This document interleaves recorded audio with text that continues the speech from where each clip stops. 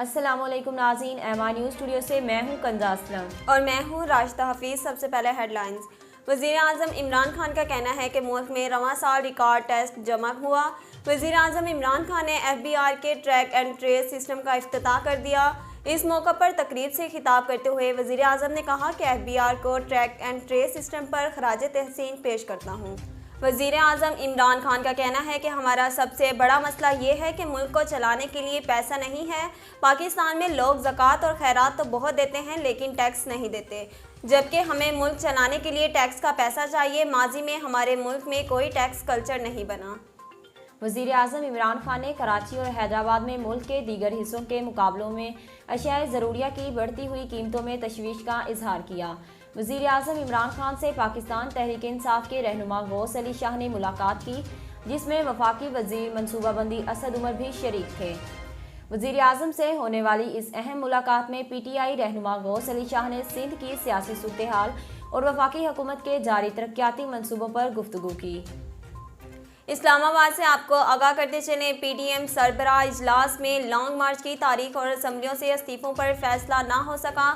P D M کا سربراہ اجلاس اسلام آباد میں مولانا فضل الرحمان کی زیر صدارت منعقد ہوا، جس میں تمام رکن جماعتوں کے سربراہان اور ان کے نمائندگان شریک ہوئے۔ چند قائدین نے ویڈیو لنک کے ذریعے شرکت کی۔ اجلاس کے بعد پریس کانفرنس کرتے ہوئے مولانا فضل الرحمان نے کہا، مشترکہ اجلاس میں خلاف آئین قانون سازی کی گئی، جس کو مسترد کرتے ہیں اوورسیز پاکستانیوں کو بھونڈے طریقے سے ووٹ کے حق کے قانون سازی کی گئی ہے۔ سپریم کورٹ بار ایسوسی ایشن نے آسما جہانگیر کانفرنس پر وضاحتی اعلامیہ جاری کرتے ہوئے کہا کہ قانون کی حکمرانی ہی ملک کی ترقی کا واحد ذریعہ ہے۔ تفصیلات کے مطابق چند روز قبل آسما جہانگیر کانفرنس ہوئی، جس میں chief justice of Pakistan justice Gulzar Ahmed, supreme court کے سینئر ججز، chief justice Islamabad high court justice Athar Minallah, chief justice Lahore high court Amir Bhatti سمیت دیگر مقررین نے شرکت کی۔